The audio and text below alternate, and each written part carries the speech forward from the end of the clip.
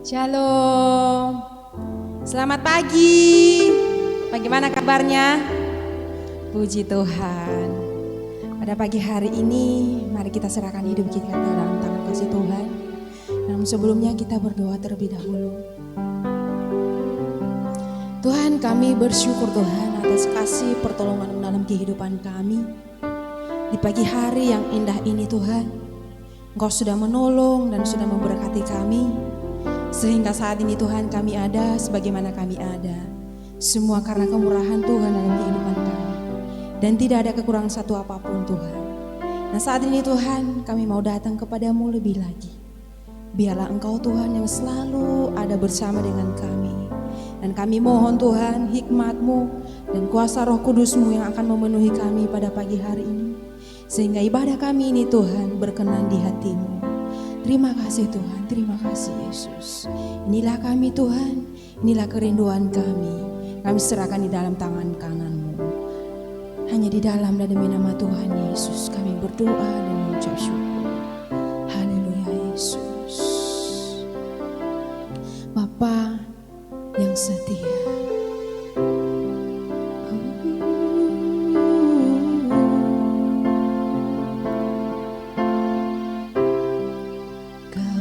Selalu mengasihiku dengan kasih yang kekal. Pengorbananmu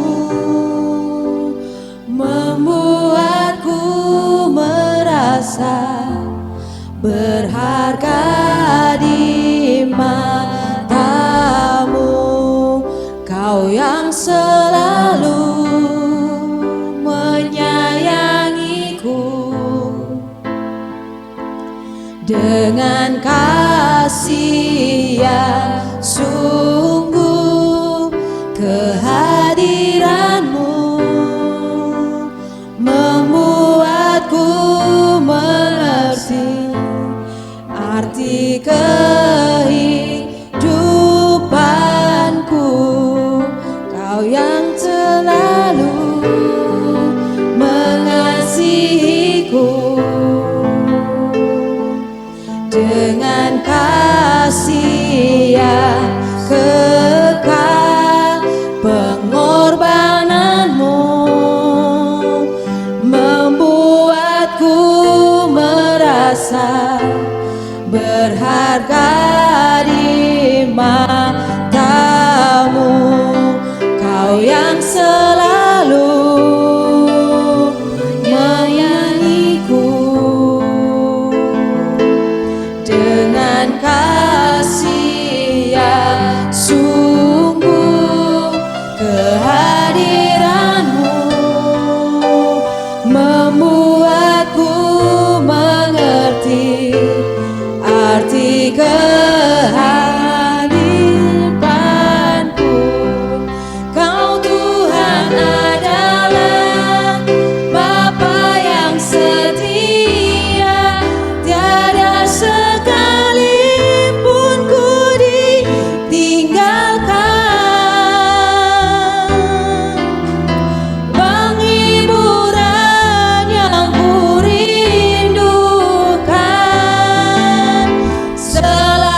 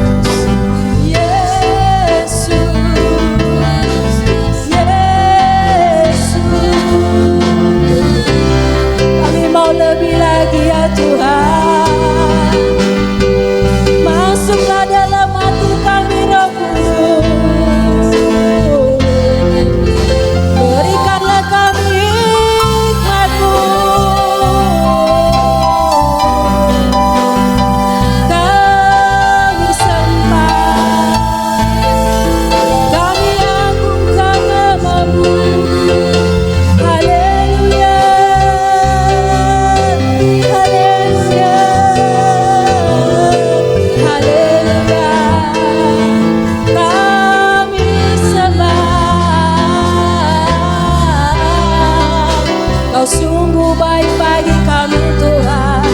Kau teramat baik Tuhan. Kau raja segala raja, Kau raja segala bangsa. Kami puji namamu, kami tinggikan namamu.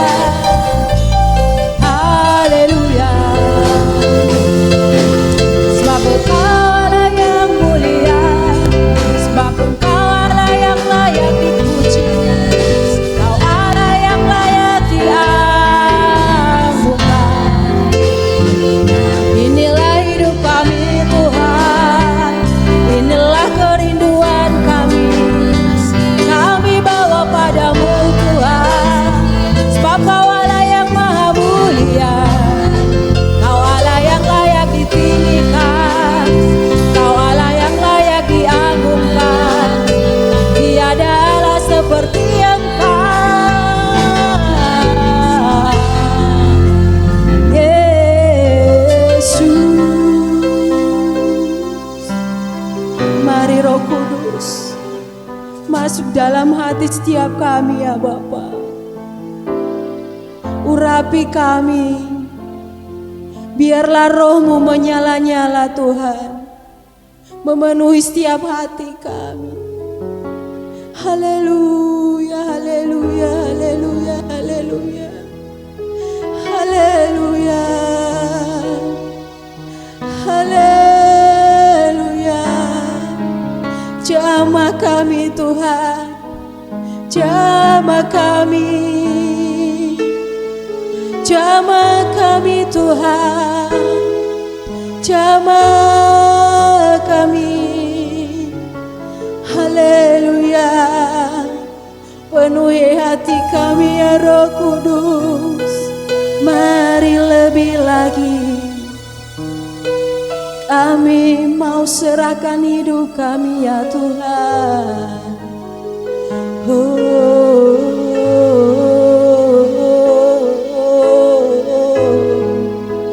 Biarlah roh-Mu yang menyala-nyala menyertai hidup kami ya Tuhan. Yesus, Yesus.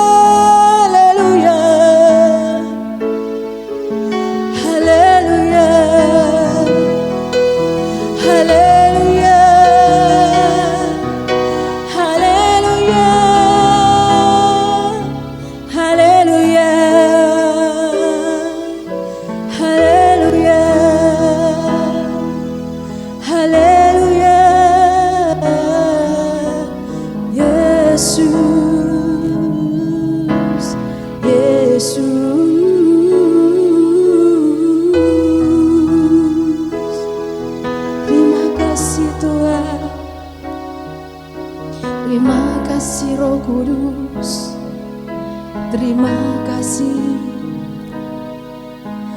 Haleluya, haleluya.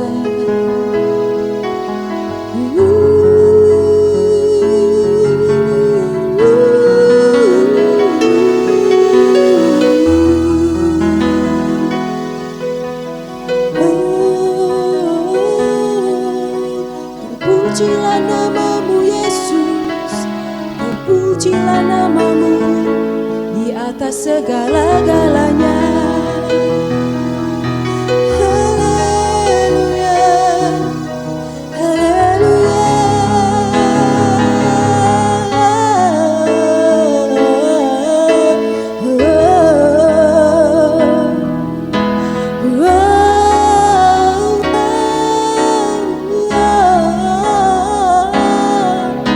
Yesus,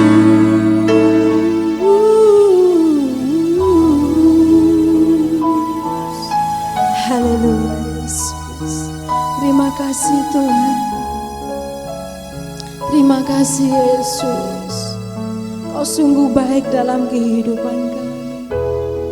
Kau selalu ada buat kami ya Tuhan.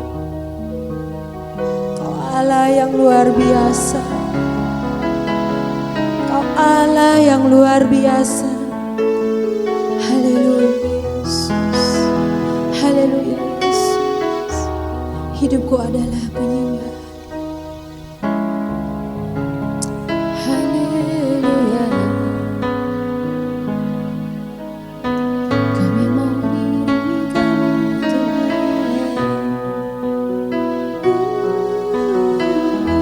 Mari kita sama-sama katakan. Ku tahu hidupku adalah penyembahan. Kau ciptakanku dalam kemuliaan-Mu. Ku tahu Tuhan, ku tahu hidupku berharga di mata-Mu. Segala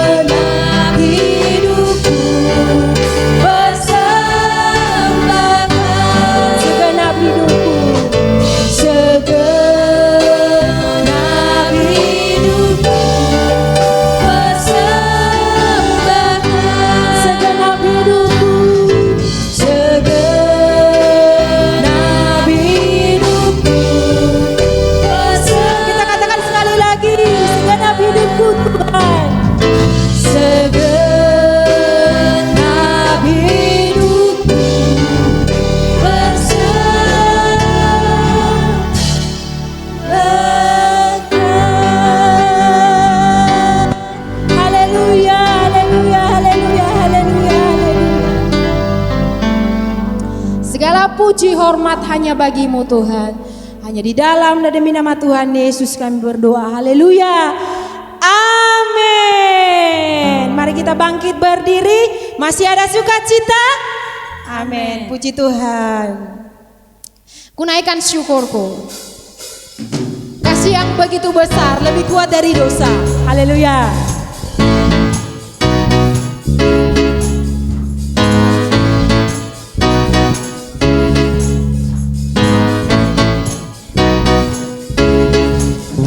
Kasih yang begitu besar, lebih kuat dari dosa. Kasih yang melembutkanku, selamatkan dan pulihkanku. Ku naikkan syukurku, ku tak akan berhenti memuji, meninggikan namamu selalu, menari, memuliakanmu. Dibebaskan, dibangkitkan hidup yang kau dan kini hanya untukmu. Haleluya. Mari kita menari bersama Tuhan kita. Kasih yang begitu besar, amin, lebih kuat dari dosa. Kasih yang menemukanku, selamatkan dan pulihkanku. Ku naikkan syukurku, ku tak akan berhenti memuji, meninggikan namamu selalu, menari, memuliakanmu. Dibebaskan, dibangkitkan hidup yang kau dan kini hanya untukmu. Haleluya. Memuji, meninggikan namamu selalu, menari, memuliakanmu. Dibebaskan, dibangkitkan hidup yang kau dan kini hanya untukmu.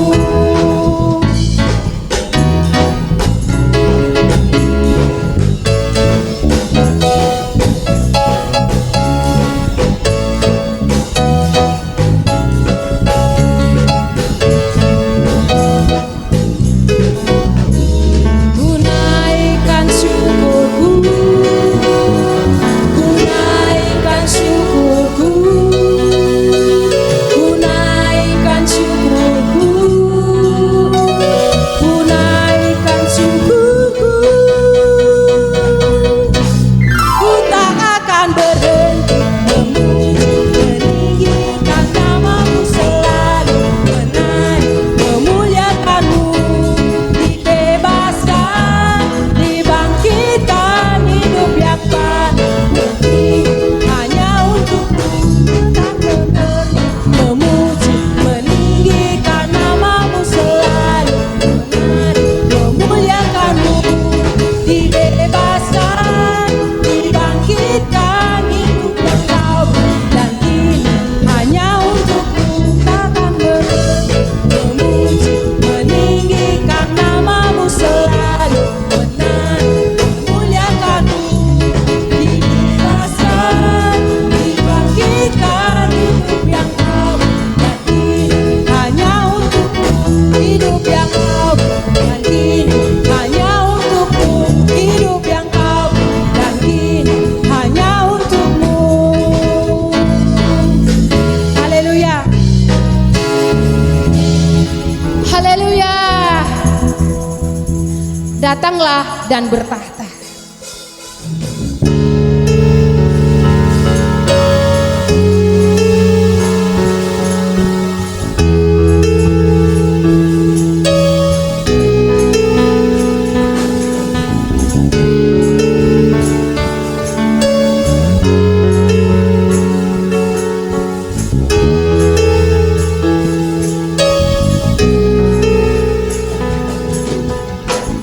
Melukis cakrawala, merangkai jagat raya, pencipta alam semesta,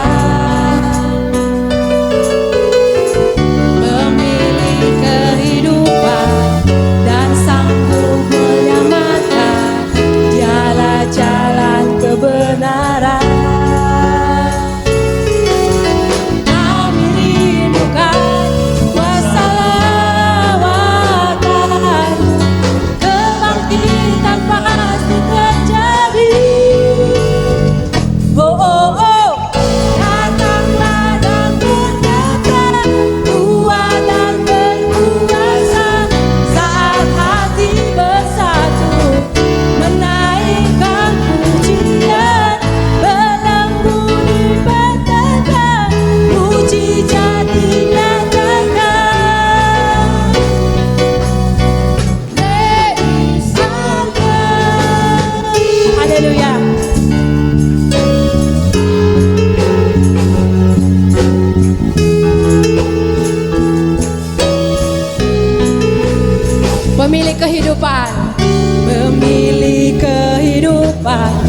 dan sanggup menyelamatkan jalan-jalan kebenaran.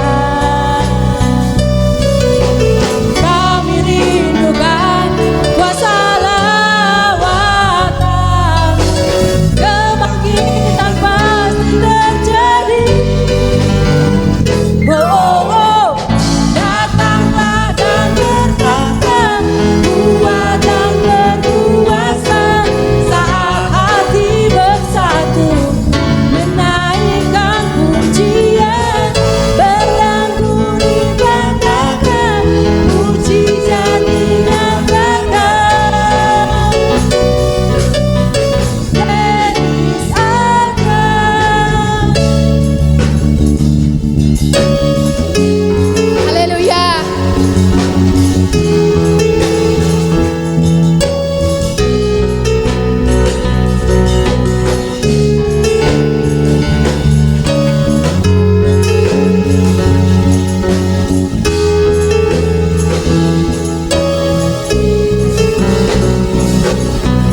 Kami rindukan kuasa lawatan, kebangkitan pasti terjadi. Oh, oh, oh. Datanglah dan datanglah, kuat dan berkuasa, saat hati bersatu menaikkan pujian, berlagu dikatakan mujizat dinyatakan. Praise Allah. Haleluya. Silakan duduk dalam hadirat Tuhan. Terima kasih Tuhan Yesus, terima kasih. Dengan sayap-Mu, firman-Mu berkata, Kau besertaku Tuhan. Biarlah setiap firman yang kami dengar Tuhan menghidupkan setiap hati kami untuk bisa kami diberkati. Haleluya Yesus.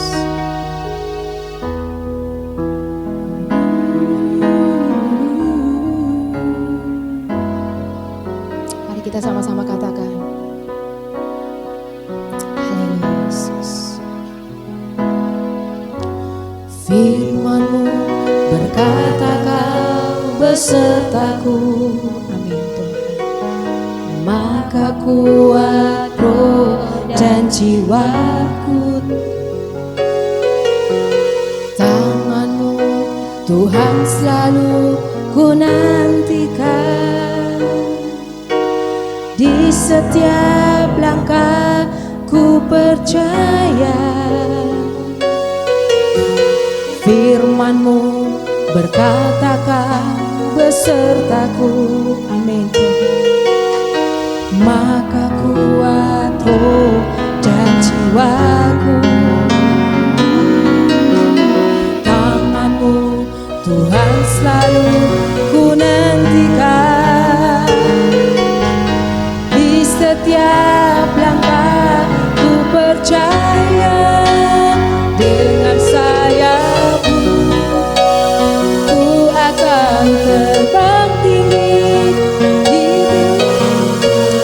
hidup aku berserah, Kau kekuatan, Kau perlindungan bagiku. Pertolongan Yesus. Amin Tuhan. Kau selalu ada bersama kami. Haleluya Yesus. Aku nantikan Kau yang ku sembah, Yesusku, Rajaku.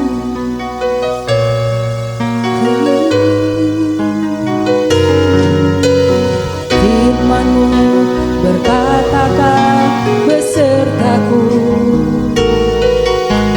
Maka kuat roh dan jiwaku.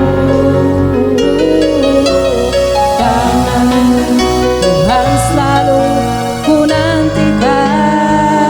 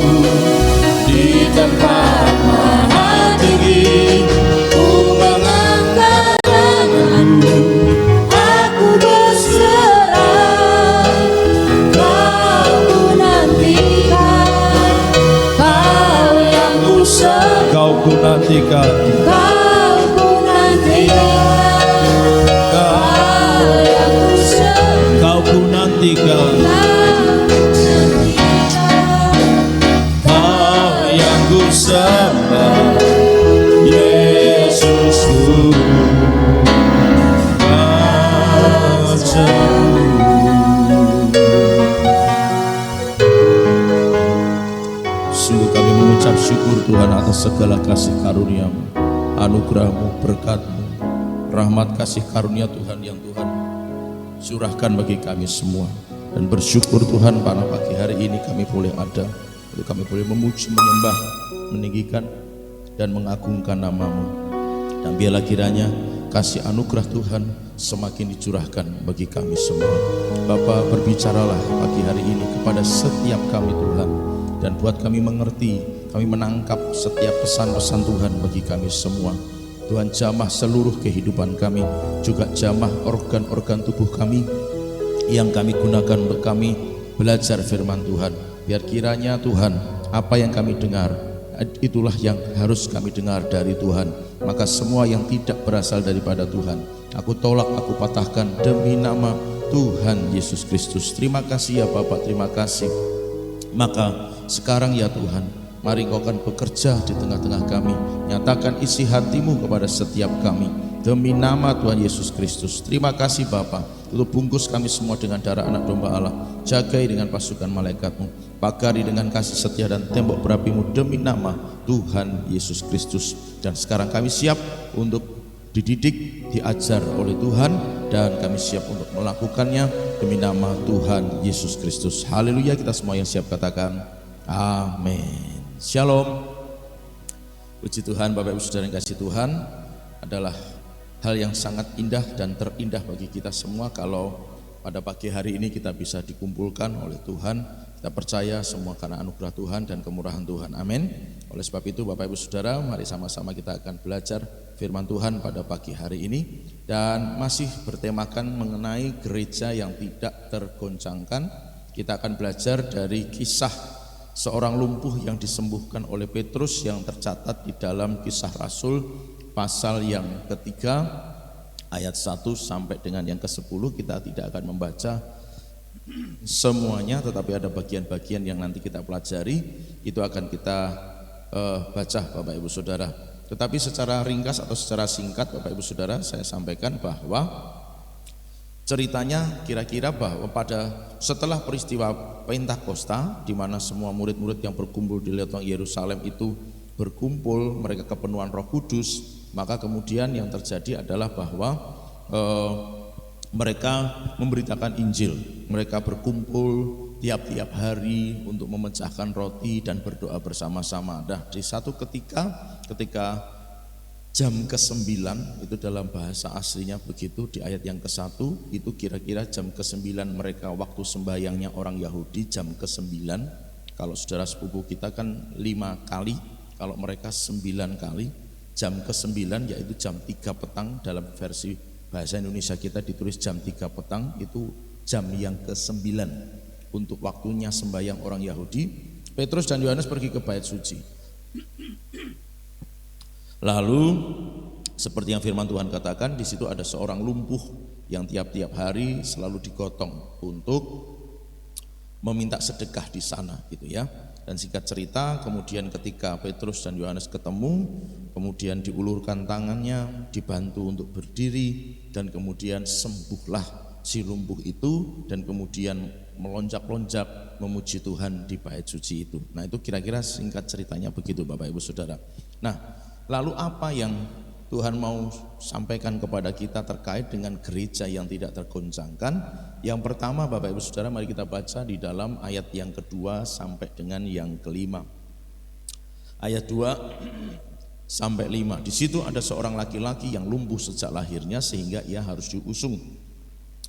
Tiap-tiap hari orang itu diletakkan dekat pintu gerbang bait Allah yang bernama Gerbang Indah untuk meminta sedekah kepada orang yang masuk ke dalam bait Allah. Ketika orang itu melihat bahwa Petrus dan Yohanes hendak masuk ke bait Allah, ia meminta sedekah. Mereka menatap dia dan Petrus dan berkata, "Lihatlah kepada kami." Lalu orang itu menatap mereka dengan harapan akan mendapat sesuatu dari mereka. Nah, Bapak Ibu Saudara yang dikasihi oleh Tuhan, perhatikan kalimat dari ayat-ayat yang kita baca itu. Seorang laki-laki yang lumpuh sejak lahirnya. Jadi berapa tahun tidak mengerti dia ada di situ. Dia umur berapa juga tidak tahu. Tapi yang jelas karena dia terlahir dengan kondisi lumpuh Bapak Ibu Saudara, maka itu akan menciptakan sebuah pola pikir, membentuk sebuah pola pikir dalam dirinya. Ya sudah, karena aku lahir kayak begini, ya berarti aku harus menerima. Dalam satu sisi yang lain mungkin bersyukur itu bagus, bukan mungkin, memang bersyukur itu bagus, gitu ya. Hanya saja Bapak Ibu Saudara, dalam konteks cerita ini, dalam konteks kejadian ini kita bisa melihat bahwa pola pikir dari si lumpuh yang dipengaruhi dengan kondisi negatif dalam tanda kutip yang dia miliki, itu ternyata membuat imannya juga jadi lumpuh. Dia merasa ya sudah, inilah perjalanan hidup yang harus aku lalui sampai seumur hidup dan tidak akan pernah lagi terjadi perubahan di dalam diriku. Nah Bapak Ibu Saudara yang dikasihi oleh Tuhan, dari sini kita belajar kondisi negatif yang dialami oleh seseorang bisa membuat orang berkesimpulan tentang dirinya, bahwa ya sudahlah, mungkin memang harus begini yang harus aku jalani. Ya sudahlah, mungkin harus begini yang harus aku hadapi. Karena sudah bertahun-tahun aku berdoa, sudah begitu lama aku berdoa. Nah, mirip-mirip kira-kira kondisinya seperti orang lumpuh yang berbaring di kolam Siloam. Gitu kan? Bertahun-tahun Pak, saya ada di sini. Dan kalau aku berusaha untuk menuju ke kolam itu sudah keduluan orang lain. Jadi aku ya seperti ini kondisinya. Maukah engkau sembuh? Ya maulah, gitu kira-kira seperti itu. Miriplah bahwa kondisi seseorang apapun itu, baik mungkin sakit yang tak kunjung sembuh berdoanya, persoalan yang tidak kunjung selesai, kemudian ada kendala yang tak terselesaikan, sepertinya tidak ada solusi lagi untuk kendala-kendala itu. Sudah lama berdoa, sudah bertahun-tahun berdoa, namun sepertinya tanpa hasil, tidak nampak hasil. Kok ada benih-benih kelihatan solusi, kok ada kelihatan benih-benih jalan keluar, sepertinya tidak ada. Dan itu akhirnya membentuk seseorang berpikir bahwa ya sudah, memang itulah jalan yang harus aku lalui, dan mungkin aku harus menderita sakit ini sampai mati, mungkin aku harus menghadapi masalah ini sampai mati, mungkin aku harus menghadapi kendala ini sampai mati. Karena pola pikir yang seperti itu membentuk imannya juga menjadi lumpuh, membentuk imannya juga menjadi mati, membentuk imannya juga menjadi ya sudahlah, tidak ada harapan lagi. Jadi kemudian putus pengharapan dalam dirinya. Bapak Ibu Saudara yang dikasihi Tuhan, dia tidak lagi bisa yakin bahwa di dalam Yesus selalu ada mujizat. Katakan amin. Di dalam Yesus selalu ada jalan keluar. Persoalannya adalah pola pikir itu dimainkan oleh setan. Hati dan perasaan selalu dimainkan oleh setan. Karena itu tempat yang paling empuk, bahasa saya begitu, untuk diterobos oleh iblis. Masalah yang terjadi dalam kehidupan seseorang, kemudian itu dimainkan perasaannya. Loh lihat, kamu lihat kan dia kayak begitu, karena memang dia udah tidak suka sama kamu. Tuh lihat, dia memang pengen kamu jatuh di perusahaan ini. Tuh lihat, dia memang dekat, dia itu memang penjilat, dia itu suka dekat sama bos supaya dia dapat kedudukan. Tuh, baru 2 tahun dia kerja di sini, dia sudah jadi mainkan pikiran, perasaan dimainkan selalu. Supaya apa? Pola pikirnya kebentuk. Oh ya sudahlah, memang mungkin aku harus menjalani hidup yang seperti ini. Padahal mungkin kebenarannya tidak berkata sedemikian. Karena pola pikirnya yang salah, Bapak Ibu Saudara, karena kondisi negatif dalam tanda kutip tadi yang dihadapi seseorang yang berkepanjangan, kemudian akhirnya imannya juga ya sudahlah, sudah tidak ada harapan, ya mungkin tidak perlu didoakan lagi karena sudah doa lama juga tidak ada hasilnya, sepertinya begitu, dan kemudian berhentilah ia berdoa. Bapak Ibu Saudara yang dikasihi Tuhan, kondisi ini yang sekarang ini sedang dimainkan oleh iblis atas gereja Tuhan. Kita perlu hati-hati, kita perlu waspada untuk itu. Kondisi ini yang sedang dimainkan oleh iblis atas gereja Tuhan. Berapa banyak gereja yang sakit hati hari-hari ini karena proses berdirinya sebuah gereja akibat dari perpecahan, sehingga kemudian ketika kumpul dengan siapa? Kumpul dengan gereja itu, gak usah ikut kumpul. Kenapa? Gak suka dengan gembalanya yang di sana. nggak suka dengan jemaatnya yang di sana, misalnya begitu. Inilah yang inilah yang sedang dimainkan oleh iblis atas gereja Tuhan. Satu kondisi dan keadaan di mana hati, pikiran, perasaan dimainkan. Tujuannya membentuk sebuah pola pikir. Pokoknya nek jenenge kae ora mungkin, gitu loh saudara. Pokoknya kalau bergaul dengan dia, kerjasama dengan dia, udahlah pasti tidak beres ya, gitu kan misalnya.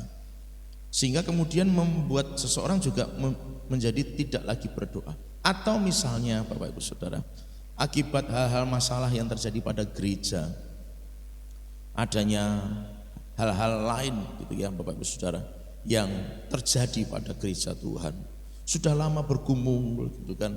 Seluruh jemaat sudah berdoa bersama-sama, Tuhan tolong gereja kami, Tuhan tolong berikan jalan keluar kepada kami, Tuhan tolong bantu kami. Dan itu sudah bertahun sehingga membentuk sebuah kesimpulan, oh mungkin Tuhan memang tidak izinkan. Dan imannya berhenti berharap kepada Tuhan. Selesai mereka berdoa, udah tidak usah berdoa lagi untuk ini. Mungkin kita memang harus menerima ini sebagai jalan sampai kita dipanggil Tuhan, misalnya mungkin begitu. Imannya mulai menjadi tidak tumbuh karena kondisi dan keadaan negatif yang berkepanjangan. Pola pikirnya jadi kebentuk, ya sudah semuanya memang harus begini yang dijalani karena kondisi negatif yang berkepanjangan. Bapak Ibu Saudara, saya mau sampaikan bahwa kita tetap harus percaya di dalam Yesus selalu ada jalan keluar. Katakan amin. Di dalam Yesus selalu ada jalan keluar.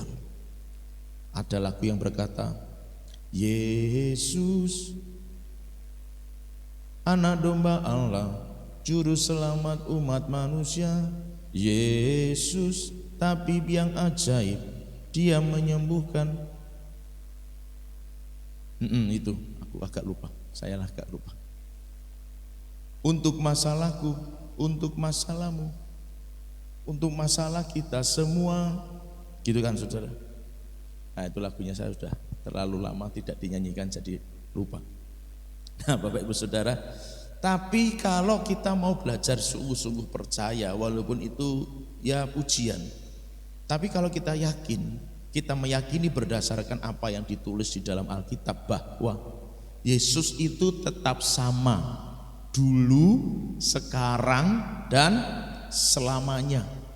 Dulu Yesus itu bisa berkuasa, dia bisa menyembuhkan yang sakit, menyelesaikan semua persoalan. Sekarang Yesus juga masih sama, bisa menyembuhkan yang sakit, menyelesaikan semua persoalan. Bahkan sampai selamanya Yesus tetap sama, bisa menyembuhkan yang sakit dan menyelesaikan semua persoalan. Jadi adakah persoalan yang tidak bisa diselesaikan oleh Yesus? Tidak ada. Adakah penyakit yang tidak bisa disembuhkan oleh Yesus? Tidak ada. Jawabannya hanya pada apakah iman kita masih tetap yakin dan percaya bahwa Yesus sanggup menyembuhkan, bahwa Yesus sanggup menolong persoalan kita. Jawabannya bukan pada Yesus yang mampu atau tidak mampu. Jawabannya pada apakah aku tetap percaya, apakah aku tetap beriman, apakah aku tetap punya pola pikir yang benar bahwa dalam Yesus selalu ada harapan. Katakan amin. Selalu ada harapan. Hanya tinggal bagaimana kita mengarahkan hati iman kita kepada Tuhan. Kalau gereja tidak punya pola pikir bahwa Yesus masih sanggup menolong dalam situasi, kondisi, keadaan apapun, Bapak Ibu Saudara, maka gereja akan mudah digoncangkan ini. Itulah sebabnya kenapa tema ini masih ada dan ayat ini menjadi bagian dari perjalanan menuju menjadi gereja yang tidak tergoncangkan. Karena kalau pola pikirnya sudah lemah, imannya jadi lemah, maka dia tidak yakin Yesus sanggup menolong. Perjalanan ke depan seperti yang berulang kali saya sampaikan tidak menjadi semakin baik, karena apa yang Tuhan tetapkan nantinya bukan untuk menyelesaikan masalah yang sekarang, tapi siapa yang Tuhan tetapkan nantinya adalah orang yang memang Tuhan akan pakai untuk meneruskan perjalanan destiny Indonesia. Hanya itu. Jadi Bapak Ibu Saudara yang dikasihi oleh Tuhan, mungkin persoalan-persoalan di kemudian hari masih sama. Masih sama. Saat ini kita sangat bersyukur di tempat kita, di wilayah kita. Tuhan masih izinkan kondisinya, puji Tuhan, gitu kan? Kondisinya haleluya. Kondisinya masih adem dan ayem. Tapi jangan lengah Bapak Ibu Saudara. Karena dalam pengamatan-pengamatan yang masih terlalu dini memang, tetapi setidaknya sudah ada sedikit kesimpulan yang bisa diambil daripadanya. Mengapa kok di satu tempat diizinkan mengalami kondisi-kondisi tertentu, bencana alam dan lain sebagainya. Bahwa pada akhirnya berita yang saya dengar, berita yang kami bisa ambil dari berbagai macam informasi, bahwa memang Tuhan ingin mendidik dan mengajar, baik itu sebuah wilayah ataupun gereja Tuhan yang ada di sana. Tuhan selalu punya rencana atas umatnya di situ. Makanya kondisi-kondisi itu diizinkan Tuhan terjadi, Bapak Ibu Saudara. Juga mendidik gereja Tuhan yang lain. Ternyata selalu ada maksud dan tujuan yang Alkitab sudah tulis sejak lama. Selalu ada maksud dan tujuan mengapa sesuatu terjadi di satu tempat tertentu. Jadi kalau di sini itu mungkin puji Tuhan sampai hari ini Tuhan masih izinkan baik-baik saja, bukan berarti kita lebih baik. Justru Tuhan mungkin mendidik kita gereja Tuhan di tempat ini atau di wilayah ini untuk kita bisa belajar. Oh, saudaraku, keluargaku di sana itu mengalami kayak begini. Apa reaksi kita? Apa yang harus kita kerjakan? Berdoa itu pasti. Tapi hal apa lagi yang harus kita kerjakan selain berdoa, misalnya begitu. Jadi Bapak Ibu Saudara, mengapa harus bisa menjadi gereja yang tidak tergoncangkan? Karena goncangannya nanti pasti lebih besar. Lebih besar. Lebih besar. Dan hal-hal itu menjadi logis, normal, wajar dalam pikiran kita sebagai manusia, tapi tidak benar dalam pandangan Alkitab atau firman Tuhan. Bahkan firman Tuhan saja hari ini memiliki berbagai macam penafsiran, Bapak Ibu Saudara, yang menyebabkan orang juga menjadi berbeda arah iman dan tujuannya. Imannya tetap kepada Yesus, tetapi aplikasi penerapannya menjadi berbeda. Semua orang akan berkata benar menurut versinya masing-masing, tapi pada akhirnya penilaian adalah menurut Tuhan. Intinya hanya cuma satu buat saya secara pribadi, mohon maaf kalau ada yang tidak setuju. Tapi buat saya intinya cuma satu, karena Alkitab harus digenapi. Maka dari semua hal yang dimiliki oleh orang-orang mengenai firman Tuhan, apapun yang dinilai oleh orang lain terhadap firman Tuhan, intinya cuma satu, Yohanes 17. Yohanes 17. Orang berkata, aku punya penafsiran yang lebih benar. Buahnya dilihat. Lebih giat dalam Tuhan, lebih banyak jiwa yang dimenangkan, atau sama saja. Kalau cuma sama saja, bagi saya, cara pandang saya, dia cuma berhenti di sini dan tidak ada penerapannya. Kalau cuma berhenti di sini, Alkitab ada contohnya, itu orang-orang Farisi yang cuma bisa belajar Alkitab tapi tidak ada prakteknya. Mereka lebih hebat dari orang pada umumnya soal Alkitab, pengetahuannya jos tentang Alkitab, tapi aplikasi nol. Yesus sering menegur mereka. Bapak Ibu Saudara yang dikasihi Tuhan, mari tunjukkan buah kita sebagai orang atau sebagai gereja yang tidak tergoncangkan, miliki iman yang kuat apapun kondisi dan keadaannya. Kalau hari ini ada kendala, ada persoalan, ada sakit penyakit, ada masalah yang sudah berkepanjangan bertahun-tahun, ya selain tentu tetap introspeksi juga Bapak Ibu Saudara, itu wajib, karena barangkali ada hal-hal yang Tuhan inginkan untuk menegur kita, mendidik kita, mengajar kita mengapa semuanya itu terjadi, gitu kan. Tapi di sisi yang lain tetaplah percaya, dalam Yesus selalu ada mujizat. Yang sepakat katakan amin. Dalam Yesus selalu ada jalan keluar. Tidak mungkin tidak, Bapak Ibu Saudara. Kalau kita memang ada kesalahan, Tuhan memang hajar. Kemarin kita sudah belajar panjang lebar soal hajaran itu, Bapak Ibu Saudara. Tuhan pasti hajar, tapi tidak untuk membinasakan. Jadi jelas bahwa persoalan pasti akan ada jalan keluar. Alkitab juga nuliskan, pencobaan yang kamu hadapi, kamu alami tidak melebihi kekuatanmu, dan ketika itu datang Tuhan sudah sediakan jalan keluar. Berarti kan ada ujian yang memang Tuhan inginkan, dan ada ujung dari setiap persoalan yang dihadapi itu adalah jalan keluar. Sudah Tuhan sediakan. Tinggal bagaimana kemudian kita berserah pada jalan-jalannya. Sebab kalau kita jalan sendiri, Bapak Ibu Saudara, nabrak. Karena kita nggak ngerti, kita nggak tahu. Tapi kalau kita mau mengikuti jalan Tuhan, belok kanan nak, belok kiri nak, lurus nak, ketemu jalan keluarnya. Tapi kalau jalan sendiri, buta kita, nabrak nantinya. Maka Bapak Ibu Saudara yang kasih Tuhan, perlu kesadaran dulu. Satukan kita, sepakat kita bahwa dalam Yesus masih selalu ada jalan keluar yang terbaik buat kita. Katakan amin. Maka terus percaya, terus berharap apapun Bapak Ibu Saudara, kondisi keadaan, pola pikir kita harus benar bahwa tidak untuk selama-lamanya dibiarkan orang benar itu goyah. Itu firman Tuhan juga.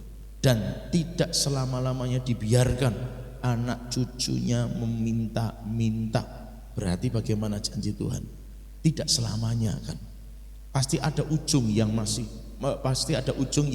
sudah menanti kita, dan itu jalan keluarnya. Jadi kalau sekarang hadapi persoalan yang cukup lama, cukup panjang, Bapak Ibu Saudara tetap harus bisa percaya bahwa ada jalan keluar yang sudah Tuhan sediakan. Tinggal kemudian kita yuk sungguh-sungguh percaya, yakin. Nah oleh sebab itu hal-hal yang menunjang iman, hal-hal yang menunjang kita bisa memiliki sebuah pola pikir yang benar, ya harus kita lakukan Bapak Ibu Saudara. Ibarat kata orang sakit tertentu, prosesnya itu pertama harus scanning dulu gitu kan, diperiksa dulu, rongsen dulu, ya harus jalani. Itu hal-hal yang harus dilalui dalam konteks rohani, pembersihan, introspeksi, ngecek diri, oh yo kamu urung sregep kebaktiane, doane isih bolong-bolong, maca Alkitabe dasdus gitu. Dasdus iki apa? Oh ndak paing, pasaran tok berarti 5 dina pisan kuwi lagi maca Alkitab. Oh berarti kudu dibersihin. Berdasarkan rongsen, scanning gitu kan. Oh ada hal-hal yang enggak bener nih. Oh persepuluhannya urung dibayar, persembahannya kurang, nabure kurang. Nah, gitu kan Saudara. Bersihin, scanning, rongsen, ketemu akar persoalannya, masuk ke langkah berikutnya, pengobatan tahap 1 misalnya begitu. Apa yang perlu dibereskan? Ayo mulai belajar baca Alkitab. Apa sih Pak? Ya yuk kumpul bareng, yuk maca bareng. Yuk kumpul bareng, sembahyang bareng. Yuk kumpul bareng supaya ada kekuatan untuk semangat melayani Tuhan, semangat beribadah. Kan gitu Saudara. Tahap berikutnya, ayo doa pengampunan, pelepasan. Kalau ada hal yang mengikat, datang sama Tuhan, didoakan pelepasan dan seterusnya. Tahap berikutnya sampai kemudian dia bisa sampai kepada titik yang Tuhan inginkan, ketemu jalan keluarnya, sakitnya disembuhkan, gitu loh Saudara. Prosesnya harus dijalani, tetap harus, tidak bisa ujuk-ujuk.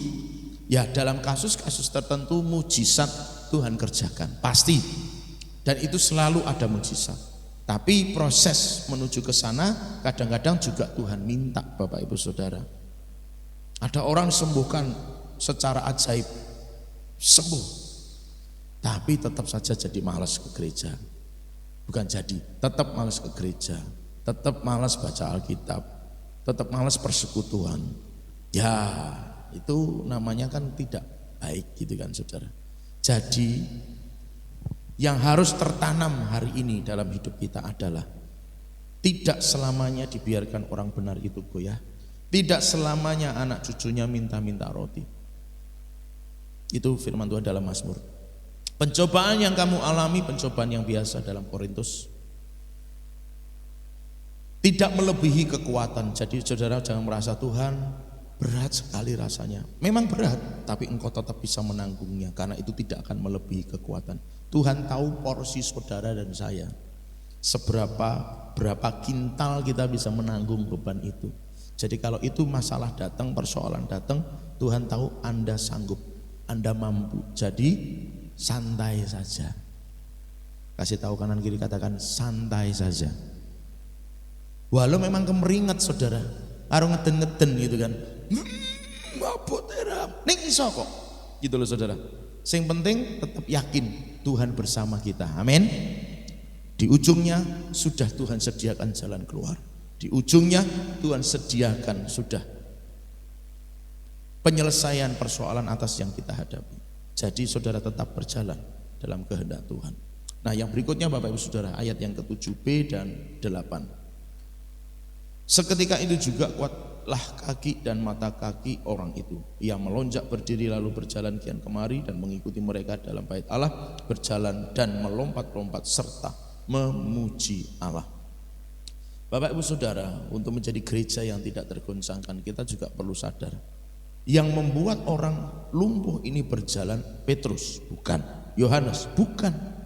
Karena ia ada di bait Allah, tidak juga. Wong dia bertahun-tahun di bait Allah tetap lumpuh, menjadi pengemis di sana. Apa yang membuat orang lumpuh ini bisa berjalan? Karena ada kuasa yang diimpartasikan, ada urapan yang diimpartasikan. Roh Kudus mengalir dalam dirinya. Mengapa? Karena Petrus habis kepenuhan Roh Kudus. Yohanes habis kepenuhan Roh Kudus. Gereja-gereja Tuhan habis kepenuhan Roh Kudus. Mereka penuh dengan kuasa. Nah, pada titik ini Petrus, Yohanes ketemu dengan si lumpuh. Gitu kan.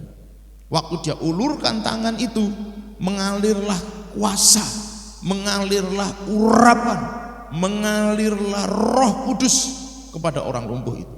Dan itu yang membuat dia bangkit berdiri dan kemudian memuji-muji Allah. Bapak Ibu Saudara, apa yang membuat si lumpuh ini bisa mengalami mujizat dalam hidupnya? Adalah saat dapat impartasi Roh Kudus. Ada kuasa yang mengalir dalam dirinya. Pemahaman ini saya dapatkan pada kisah perempuan yang sakit pendarahan 12 tahun. Waktu dia jamah jumpa Yesus, Yesus berkata, siapa yang jamah aku? Murid-murid yang ngomong, Tuhan banyak orang. Jadi ya nggak mungkin lah orang nggak nyenggol. Nggak, ini beda. Karena aku merasakan ada kuasa yang terlepas. Kuasa itu ngalir. Set. Kok set ya? Terserah lah, pokoknya mengalir. Mengalir hus. Atau terserah saudara mendramatisirnya gimana. Yang jelas kisah itu ngomong, ayatnya ngomong, ada kuasa yang terlepas dari dalam diriku. Jadi terimpartasi. Orang lumpuh ini dapat impartasi kuasa, urapan, sehingga membuat dia terima mengalami mujizat. Jelas yang melakukannya pasti Tuhan. Yang melakukannya pasti Tuhan. Tapi melalui Petrus, Yohanes, Roh Kudus terimpartasi. Dan waktu orang lumpuh ini terima impartasi, itu yang menyembuhkannya. Itu yang membuatnya dia bangkit dan memuji Allah. Itu yang membuatnya bisa melompat-lompat sekarang. Tadinya lumpuh bahkan sejak lahir. Bapak Ibu Saudara dikasihi Tuhan, ada kesadaran bahwa kita perlu Roh Kudus benar-benar supaya bisa mengalami mujizat. Perlu Roh Kudus. Kenapa? Tanpa ada impartasi Roh Kudus, tanpa ada kuasa dan pengurapan Roh Kudus, pintu mujizat tidak akan pernah terbuka. Tidak pernah, karena yang melakukannya pasti Tuhan. Katakan amin. Yang melakukannya pasti Tuhan. Ayatnya kan berkata, kalau kamu mengalami pencobaan sudah ada jalan keluar. Berarti siapa yang buat jalan itu? Tuhan. Jadi kalau hidup gak dipenuhi Roh Kudus, jalan itu gak akan ketemu. Jalan itu gak akan kebuka. Persoalannya berarti akan tetap ada. Persoalannya berarti akan tetap dirasakan. Tapi kalau orang penuh Roh Kudus mengalami mujizat, ngalami mujizat. Orang yang hidupnya benar Bapak Ibu Saudara, orang yang hidupnya benar di hadapan Tuhan. Ini yang saya dapati dari setidaknya apa yang saya amati berdasarkan firman Tuhan. Mazmur itu ngomong bahwa umur manusia itu 70, kalau kuat 80. Tapi orang yang hidupnya benar bisa lebih dari itu. Serius. Lalu kalau mati muda berarti nggak benar Pak? Yonda. Ini kan bahasa umum. Musa itu saking dia dekat sama Tuhan, umurnya 120, kekuatannya tidak surut, matanya nggak rabun. Jadi kalau rabun begini ini berarti nggak benar hidupnya. Yang paham katakan.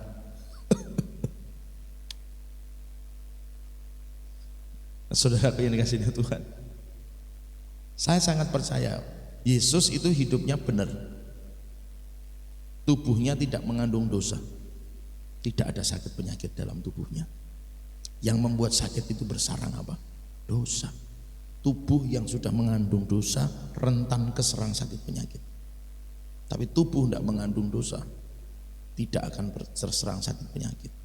Medis sudah menunjukkan, Alkitab nulis hati yang gembira adalah obat. Medis menunjukkan 80% sembuh itu karena hati, bukan karena obat.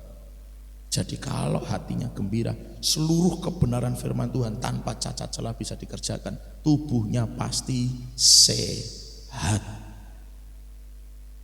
Salami kanan kiri, katakan yo sehat yo. Ojo bilang yo gah yo, ojo ngono. Yo sehat yo. 80% sakit bukan karena penyakit. Itu medis. Bukan omongan saya. Data medis mengatakan orang sakit bukan 80% bukan karena penyakit, karena pikiran. Jadi yang sakit kemungkinan punya pikiran yang lebih berat. Tapi percayalah seperti yang tadi firman Tuhan katakan, tidak selamanya dibiarkan, katakan amin. Jadi tinggal yuk penuh Roh Kudus, terkoneksi dengan surga, dengan Tuhan, maka kuasa itu terimpartasi kepada kita, mujizat disediakan, kesembuhan terjadi, persoalan dilepaskan, masalah-masalah selesai dalam nama Yesus oleh karena anugerah kemurahan Tuhan, katakan amin. Jadi tinggal bagaimana kita hidup penuh Roh Kudus. Hidup penuh Roh Kudus itu Bapak Ibu Saudara, salah satu cirinya ada di buahnya. Pasti buahnya roh gitu loh saudara, pasti. Kalau buah rohnya belum nampak, ya berarti belum penuh Roh Kudus. Karena yang bisa menghasilkan buah roh cuma Roh Kudus yang bekerja dalam diri seseorang. Saya punya gambaran dalam pikiran saya, mohon maaf kalau tidak sama dan tidak setuju, tapi dalam pemikiran saya, Roh Kudus yang mengerjakan buah itu dalam hidup kita itu akan bekerja sesuai dengan yang kita minta. Dalam arti pengertian manusiawinya begini, bahwa sebesar apa nih kita hidup dipenuhi Roh Kudus, maka sebesar itu pula dia akan bekerja. Nah, kapasitas itu akan mempengaruhi hasil. Maka ketika kita hanya mengizinkan Roh Kudus sebagian bekerja dalam diri kita, buahnya juga sebagian. Padahal sebenarnya tidak ada sebagian buah. Buah roh itu cuma satu isinya songo gitu loh saudara. Jadi yang namanya mengerjakan atau menghasilkan buah roh nggak mungkin cuma ada 7, karena 7 hal gitu ya maksud saya. Karena buah roh itu cuma 1. Kata yang dipakai di situ tunggal, buah roh: kasih, sukacita, damai sejahtera, kesabaran, kelemah lembutan, kesetiaan, penguasaan diri, kemurahan. Apalagi masih kurang 1.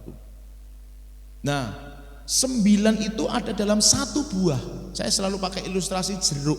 Jeruk 1 itu nek dikupas jeruknya iso beberapa sisir gitu kan saudara. Nah, buah roh itu begitu, 1, tapi harus 9-nya jalan. 9 rasa. Terima kasih untuk tambahannya Pak. Saya berharap itu bukan sebuah penafsiran gitu. Ya, enggak. Hanya bercanda. 1, 9 isinya, 9 hal di dalamnya. Jadi nggak bisa cuman buah roh cuma 7 doang gitu kan. Gak bisa. Maka orang yang maaf bicara belum penuh Roh Kudus, ya memang sulit untuk menghasilkan 1 buah ini saja yang isinya 9 itu. Gak sempurna Bapak Ibu Saudara. Harus penuh Roh Kudus supaya 1 buah yang di dalamnya ada 9 itu bisa semuanya dikerjakan. Jadi tidak mungkin orang berkata, aku sudah kok dipenuhi Roh Kudus, kasih sukacita damai sejahteranya sudah 7 hal, 8 hal sudah dikerjakan, tinggal 1 yang belum. Belum itu namanya. Belum itu namanya. Karena kalau Roh Kudus yang mengerjakan dalam diri seseorang, buahnya cuma 1 kok sudah. Tidak banyak, cuma 1 buahnya. Tapi itu 9 hal yang harus dikerjakan. Jadi tidak bisa dipilihin. Dengan itu, dengan bahasa kalimat yang ditulis dalam Alkitab yang semacam itu, saya punya anggapan. Jadi kalau orang Kristen hidupnya dipenuhi Roh Kudus 9 ini pasti keluar. Gak mungkin tidak.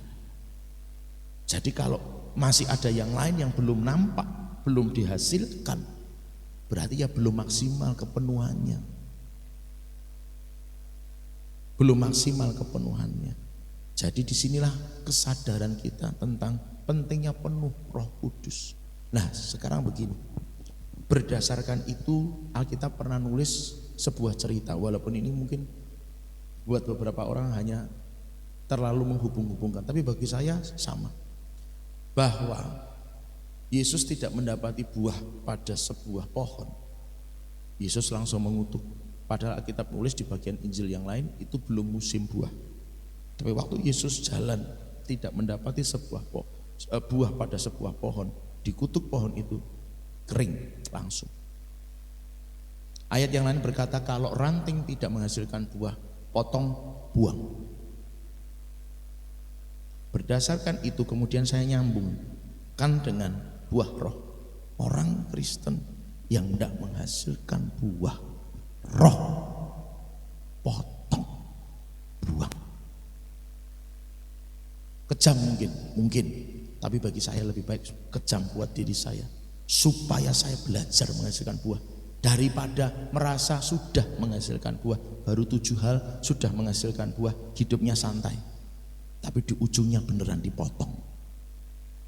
Kan kita nggak tahu Bapak Ibu Saudara, ujung hidup kita dipotong atau tidak, ditolak atau diterima, kita nggak pernah tahu kan. Makanya daripada nanti ditolak, hari ini diperbaiki. Caranya salah satunya, yuk hidup penuh Roh Kudus. Salami kanan kiri lagi, katakan mari hidup penuh Roh Kudus. Berikutnya ayat 7a. Lalu ia memegang tangan kanan orang itu dan membantu dia berdiri. Impartasi tadi prosesnya adalah Petrus pegang tangan orang si lumpuh, membantunya berdiri. Si lumpuh pun oleh karena sudah dapat impartasi Roh Kudus, ada imannya sudah mulai dibangkitkan, dia mencoba dengan kekuatannya berdiri juga. Ketika dari Petrus Roh Kudus diimpartasikan, imannya dibangkitkan dan bertindak dengan iman untuk berdiri, maka seketika tadi dikatakan kuatlah kaki dan mata kaki. Tetap harus ada timbal balik, didoakan bolak balik, ayo biarlah roh takut akan Tuhan ada padamu, biarlah urapan itu mengalir ke atasmu, sudah didoakan. Tapi yang didoakan imannya tidak berusaha untuk membangkitkan imannya dan tidak berusaha melangkah dengan iman, ya tetap akan jadi sama saja.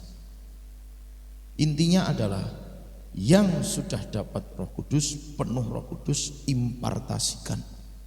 Bahasa ini dia pegang tangan orang lumpuh. Si lumpuh ngerasa bahwa ya aku butuh bantuan, aku butuh pertolongan, aku akan terima itu. Dia juga balik pegang tangan si Petrus, dan waktu Petrus mulai narik, dia juga berusaha untuk berdiri. Selalu ada timbal balik, selalu ada 2 sisi mata uang yang tidak terpisahkan. Ada uluran tangan, tapi imannya tidak bangkit. dia akan tetap menjadi sama saja. Jadi harus ada yang mengulurkan tangan, kemudian yang teruluri tangannya. Terulur itu gimana? Dia harus punya iman juga. Ini kesempatan yang mungkin tidak datang 2 kali. Harus selalu punya pemahaman begitu, Bapak Ibu Saudara. Harus selalu punya pemahaman begitu. Karena kalau itu adalah kairos, kesempatan itu tidak kita maksimalkan, lewat. Makanya Bapak Ibu Saudara harus benar-benar hidup dalam kepekaan. Harus benar-benar hidup dalam kepekaan. Kalau aku harus berangkat, berangkatlah. Sebab kalau itu sebicara kairos, ternyata itu adalah kairos. Lewat, tidak ada datang yang kedua kali kecuali anugerah. Jadi Bapak Ibu Saudara, untuk bisa ngalami kondisi di mana iman dibangkitkan, pola pikir diubah, harus ada yang namanya kerja sama. Katakan sama-sama, kerja sama. Yang memang sedang kuat mengulurkan tangan, yang sedang merasa memang lemah, ya sadari aku lemah, aku butuh uluran tangan. Waktu ada teman ngulurin tangan, pegangan tangannya. Katakan amin. Katakan amin. Merasa, oh iya, aku ki urung sregep ning gerejane, aku butuh didongake berarti. Oh iya, aku tuh belum sregep pelayanane, aku berarti butuh didoakan. Kemarin saya ajarkan Bapak Ibu Saudara, legalitas perkataan kita menentukan. Petrus ulurin tangan, dia pegang tangan orang si lumpuh, tapi si lumpuhnya ya Pak, tariin aku Pak, gordeglek wae gitu Saudara. Ora terjadi mujizat. Karena itu butuh iman. Ya, tarik, aku juga berusaha. Legalitas itu artinya begini, Pak, Bu, Mas, Mbak, tolong doakan saya. Itu legalitas. Jadi kalau ada teman doain, datang ke rumah, Bapak Ibu Saudara mau didoakan, mau. Masalahnya apa? Oh ini cerita semuanya. Mau didoakan, mau. Doa yuk dalam nama Yesus. Pertolongan datang, kesembuhan terjadi. Sembuh enggak? Enggak. Kenapa? Dia enggak legalitas membuka diri. Tolong doakan saya. Waktu dia ngomong tolong doakan saya, legalitas kebuka. Karena itu artinya ya, silahkan. Ibarat rumah, buka pintu, silahkan masuk. Tapi kalau tidak ada perkataan, Pak, Bu, Mas, Mbak, tolong doakan saya, diem aja, nggak datang sama siapapun, nggak minta doakan siapapun, legalitas itu nggak akan pernah kebuka. Mau didoakan 1000 kali oleh orang jutaan, karena legalitasnya nggak dibuka dengan mulut, ya tolong doakan saya, nggak akan pernah terjadi. Saya itu memperhatikan, walaupun itu mungkin kesimpulan yang terlalu dini, karena harus perlu dicek dengan data-data sebenarnya. Tapi setidaknya saya punya perbandingan begini. Ada anak Tuhan buka toko, lalu dia undang beberapa orang, walaupun tidak semua. Dia undang beberapa untuk hadir di tokonya, mendoakan rencana buka tokonya. Jadi doakan tokonya, didoakan usahanya. Laris Bapak Ibu Saudara, maksudnya berjalan dengan baik. Hingga pada akhirnya pandemi selesai. Gitu kan? Setelah pandemi ini ceritanya memulai usaha yang sama gitu kan. Tapi dia legal, enggak membuka legalitas. Cuma nanti kalau lewat silahkan mampir, tolong doakan toko saya. Ning toko sudah berjalan. Dan bahasanya beda kan Saudara. Yang kemarin Pak, Bu, Mas, Mbak, tolong hadir di toko saya, doakan saya memulai usaha. Yang kedua tidak begitu. Kalau lewat silahkan mampir, tolong doakin toko. Itu kalau menurut Bapak Ibu Saudara, sikap hatinya sama atau beda antara yang pertama dan kedua? Sudah beda. Yang kedua itu cuman nek lewat, nek selot dongakno. Berarti dari dirinya sendiri tidak ada ketetapan untuk ya ini harus didoakan nih, harus diberkati nih. nggak ada begitu. Maka legalitas tidak terjadi, didoain pun. Kalau saya lihat, ini sekali lagi cuma kesimpulan saya Bapak Ibu Saudara. Tapi yang saya lihat dari dua kondisi ini, orang yang sama, usaha yang sama, beda hasilnya. Yang kedua ini agak seret Bapak Ibu Saudara. Ya mungkin juga di hal-hal lain perlu, makanya tadi saya katakan kesimpulannya masih terlalu dini karena datanya nggak lengkap. Misalnya data itu bagaimana cara manajemen keuangannya, apakah sama atau tidak, gitu kan misalnya. Lalu cara mengatur kalau orang bahasa bisnis ada istilah cash flow-nya, bagaimana sama atau tidak. Lalu bagian-bagian yang harus dikerjakan sebagai orang percaya, misalnya persepuluhannya sama atau tidak. Itu kan masih ada data-data yang harus dikumpulkan untuk menyimpulkan secara baku bahwa ya ini hasil karena ini. Tapi ini beda. Dari itu saja saya juga sudah menilai Bapak Ibu Saudara. Bisa jadi di bagian-bagian lain juga ada perbedaan, ada unsur-unsur rohani yang tidak dikerjakan di bagian yang kedua ini. Hasilnya jadi beda. Maka legalitas demi menjadi sebuah gereja yang tidak tergoncangkan, kita harus satu, kita harus sepakat, katakan sama-sama sepakat. Sekali lagi lebih keras, sepakat sebagai gereja Tuhan. Tidak bisa Bapak Ibu Saudara kita ngerasa ya udahlah jalan aku tak tunggu di rumah, nggak bisa. Nggak bisa. Mbak Gisel sama Mbak Diva maju ke depan. Sini aja. Tak suruh kesaksian. Oh joget. Berdiri di sana, Mbak Diva belakang. Mbak Gisel depan. Menghadap saya, menghadap ke sini, jajar. Mudeng ora atau jajar? Belakang, depan kan, bukan samping, depan. Nah, ya. Mbak Diva duduk, jongkok. Nah, wes, yuk main gaple. Ora, pegang tangan kanannya. Oke. Ini kalau saya ajak berjalan, tetap jongkok ya, jangan mau berdiri. Kalau saya ajak berjalan, ojo berjalan, tetap jongkok aja, nggak usah. Ojo bergerak, harus jatuh nggak apa-apa. Wow, malah enggak. Kalau saya ajak berjalan, kondisi itu membuat jalannya jadi lambat enggak? Jalannya jadi lambat enggak? Lambat loh Bapak Ibu Saudara, sana enggak jalan loh. Tapi coba berdiri. Yuk jalan bareng. Cepet kan Saudara? Terima kasih. Paham Saudara? Bergandengan tangan itu artinya gitu loh Saudara.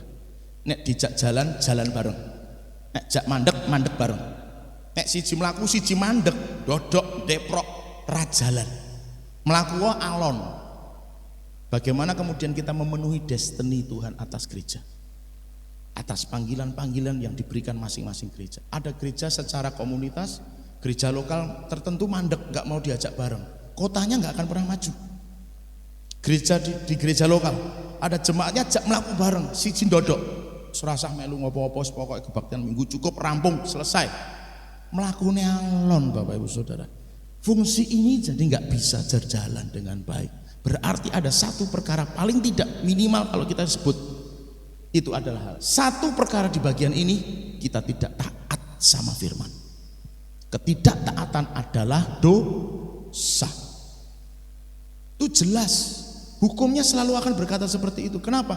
Tubuh ini harus selalu bergerak dalam irama yang Tuhan berikan. Kepala gereja adalah Kristus. Kristus memerintahkan kepada seluruh anggotanya untuk melakukan semua pekerjaan-pekerjaan ilahi dengan maksud dan tujuan supaya sebanyak-banyaknya mungkin jiwa-jiwa diselamatkan dan bumi ini penuh dengan kemuliaannya. Maka setiap gereja Tuhan dimanapun berada, baik bicara individu gereja, orang pribadi, orang percaya, maupun bicara gereja secara komunitas, gereja-gereja lokal dimanapun berada, ketika sang kepala gereja memberikan instruksi kepada anggota tubuhnya dan anggota tubuhnya nggak mau bergerak, apa itu artinya Bapak Ibu Saudara? Stroke. Kalau orang sudah stroke gimana? Ayo jak jalan yuk, jak lari yuk, serai apa-apa. Orang stroke itu hanya tinggal menunggu saat dan waktunya. Karena sudah tidak bisa melakukan banyak hal. Bisa nemu maaf bicara, makan, buang, makan, buang, makan, buang. Ya kalau stroke-nya bagian-bagian tertentu yang kondisinya mungkin tidak berat, mungkin masih bisa aktivitas sedikit-sedikit. Tapi yang saya bilang itu kalau sudah nggak mau bergerak, kalau sudah ini sudah kepleh, ngisor dhuwur, apa yang bisa dilakukan? Tidak ada, sudah. Tinggal menunggu saja. Tanggalkan semua beban dan dosa yang merintangi. Maaf bicara, mungkin saya keras, tapi saya ngomongnya jelas. Janganlah jadi gereja yang jadi beban. Jangan jadi orang Kristen yang jadi beban. Semelaku aku tak ning kene wae. Ning aku coba colke, aku engko dhewe wedi, ora iso repot to Saudara. Dongakno aku. Berkati aku. Jangan gandengan aku iki. Tapi nek dijak melaku bareng orang mangkat. Maaf bicara, lah mau jadi apa? Kita gereja Tuhan sebagai komunitas CSK Family ini punya panggilan atas kota kita. Kalau kemudian kita nggak bergerak demi bersama dengan gereja Tuhan yang lebih besar di luar sana, kita jadi gereja yang diam. Terus tubuh Kristus di Karanganyar ini jadi apa nanti? Maaf bicara, dulu saya pernah ngomong. Kanker itu karena ada sel yang mati, yang tidak bisa lagi dirubah. Itu menyebabkan kerusakan demi kerusakan. Kerusakan itu coba ditutupi oleh tubuh, sehingga kemudian menimbulkan daging yang tumbuh. Itulah kanker. Diawali dari sel yang rusak. Gereja Tuhan gak mau bergerak bersama-sama, ini gak jalan.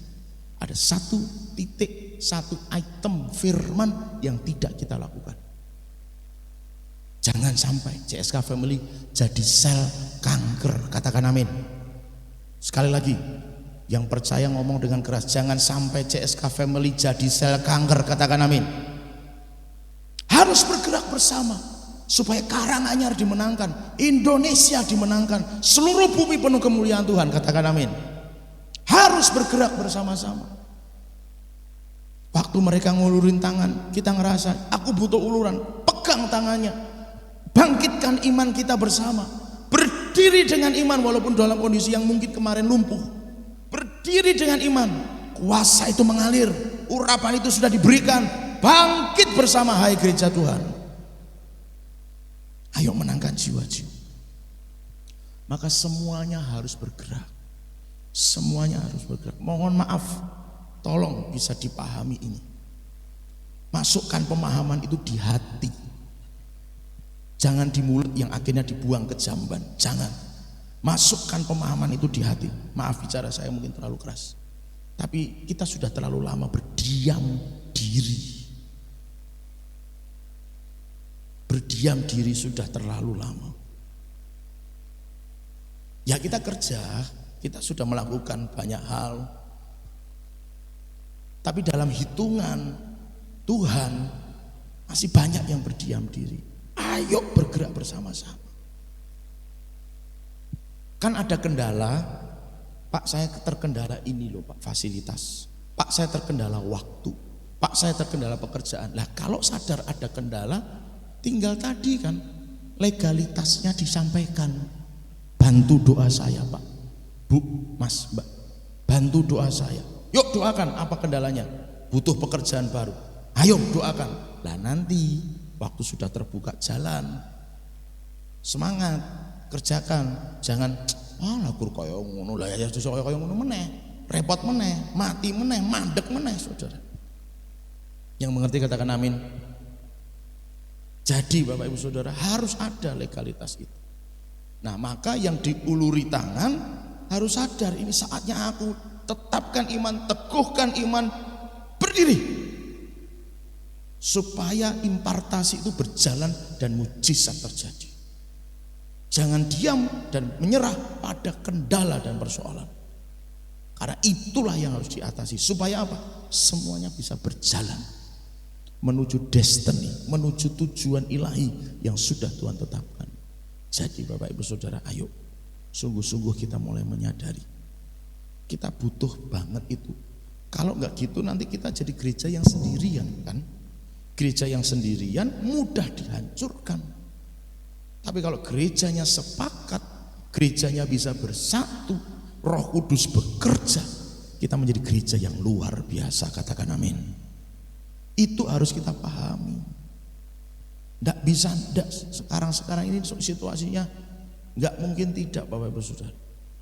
Pasti akan mengarah ke sana, goncangan yang lebih besar. Itu maksudnya. Kondisinya akan mengarah pada goncangan yang lebih besar. Kita harus siap itu. Maka harus ada kerjasama, kesepakatan. Ya maafkan, tanpa legalitas. Pak, Bu, tolong doakan saya. Ada kendala ini, ada kendala itu. Itulah cara hidup jemaat yang mula-mula sesungguhnya. Tanpa ada orang mengerti masalah yang kita hadapi. Anda tahu masalah yang saya hadapi. Tapi kalau saya tidak membuka diri dengan berkata, Pak, Bu, tolong doakan saya supaya ini. Tidak ada legalitas. Anda doain saya tidak membuka hati, membuka diri. Legalitas itu tidak pernah berjalan. Ibarat Anda datang ke rumah saya, kumpul di rumah saya, tapi saya tidak bukain pintu, nggak akan pernah masuk Anda di rumah saya, betul ya? Mengerti ya Bapak Ibu Saudara ya? Anda kumpul sebanyak-banyaknya orang, ada jutaan orang kumpul di rumah saya, tapi saya tidak pernah bukakan pintu, nggak pernah ada yang bisa masuk ke rumah saya. Saya harus sadar, aku butuh saudara-saudara, aku butuh keluarga. Tak bukakan pintu, silakan masuk. Begitu tak bukakan pintu, silakan masuk.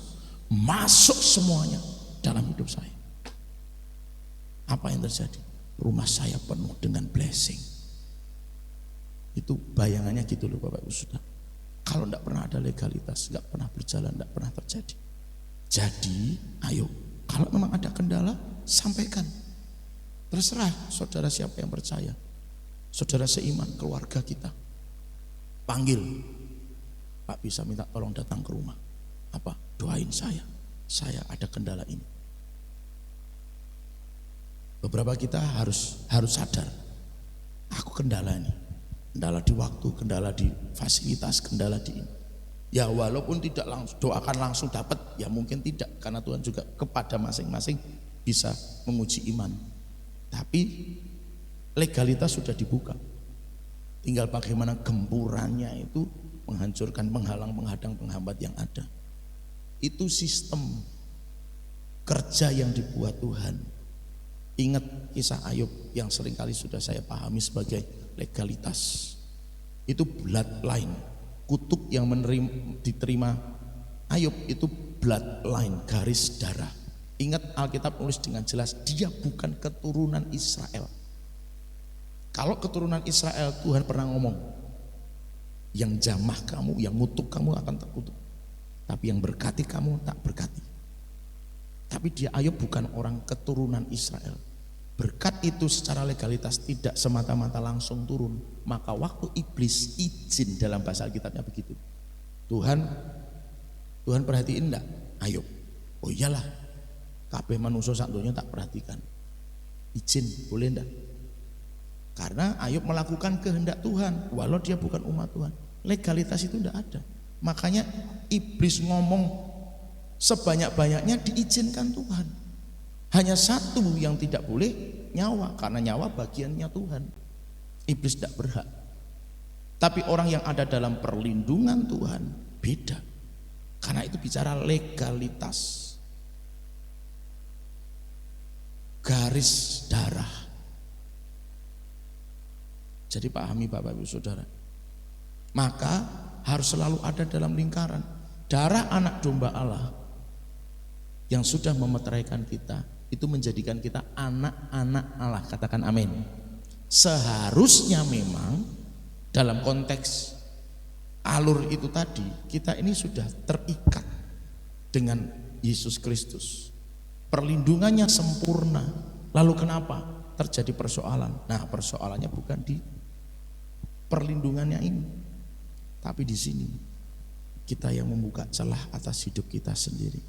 Setiap kebenaran yang sudah didengar, sudahkah dikerjakan dan dilakukan? Itu akan menentukan buka celah atau tidak.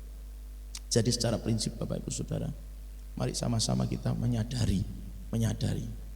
Aku yang merasa mungkin kuat, yuk doa banyak untuk teman-teman kita, keluarga kita, saudara kita yang belum kuat. Tapi buat kita yang lagi lemah, yang memang ada kendala, ada persoalan, ada masalah, sadari aku butuh didoakan. Buka pintu legalitas itu supaya kita semua yang lain bisa masuk dan menolong. Tanpa itu tidak akan pernah terjadi mujizat dalam hidup kita. Mujizat yang terjadi adalah anugerah, bukan mujizat yang apa istilahnya, anugerah itu yang hanya sekali, bukan sekali sih memang, tapi insidental. Hanya kalau Tuhan kehendaki terjadilah. Tapi ada mujizat-mujizat yang istilah saya mujizat yang harian bisa kita alami, dan benar-benar mujizat yang supranatural memang, tapi itu begitu mudah kita alami. Karena apa? Legalitas dibuka, penuh Roh Kudus, hidup dalam kesatuan, mujizat terjadi. Bapak Ibu Saudara, hari ini mari sama-sama kita merenungkan secara pribadi bahwa adakah mungkin dalam diri kita kendala-kendala yang harus kita sadari, kita akui pada akhirnya, maka mari kita akan datang kepada Tuhan.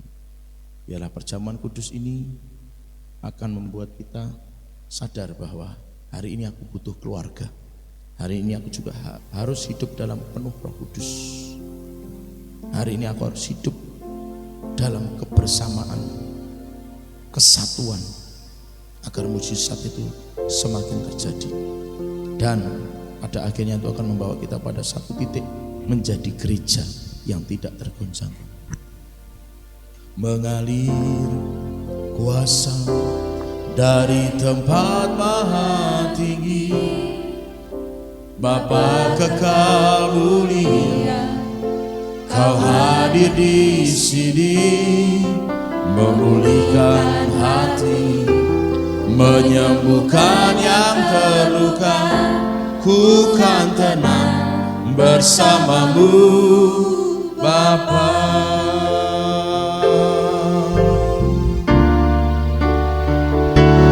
Mengalir kuasa dari tempat maha tinggi, Bapa kekal mulia, Kau hadir di sini, memulihkan hati, menyembuhkan yang terluka.